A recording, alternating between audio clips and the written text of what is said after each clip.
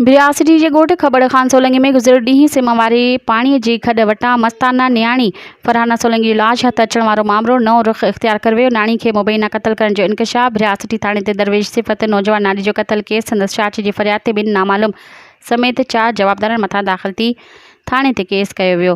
थाणे जो चाचो फ़रियादी अलीगुल सोलंगी जी फ़रियाद ते केस नंबर 2024/88 गुनाह नंबर 302 34 पीपीए तहत 4 जवाबदार राहिब हकड़ो नवीद हकड़ो ऐं ॿिनि नामालूम ते दाख़िल कयो वियो। केस में फ़रियादी ॼाणाए त न्याणी ॻोठ जे रस्ते ते ख़ैर वठंदी हुई, जंहिं तां जवाबदार धुर नाराज़ हुआ। 3 ॾींहं अॻु न्याणी ओचितो रस्ते तां लापता थी वई, जंहिंजी असां मुख़्तलिफ़ हंधनि ते ॻोल्हा कई पर ख़बर न पई।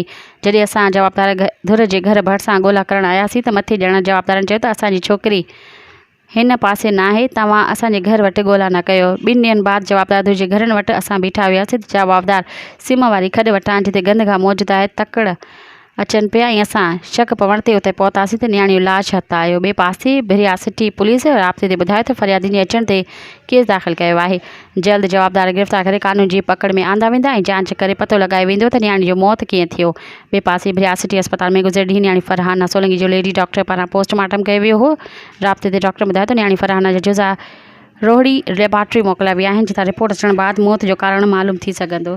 मज़ीद ख़बरनि ऐं तफ़सीलात लाइ विज़िट कयो असांजी वेबसाइट www.awamiNewsHD.com ऐं ॾिसंदा रहो अवामी न्यूज़ HD।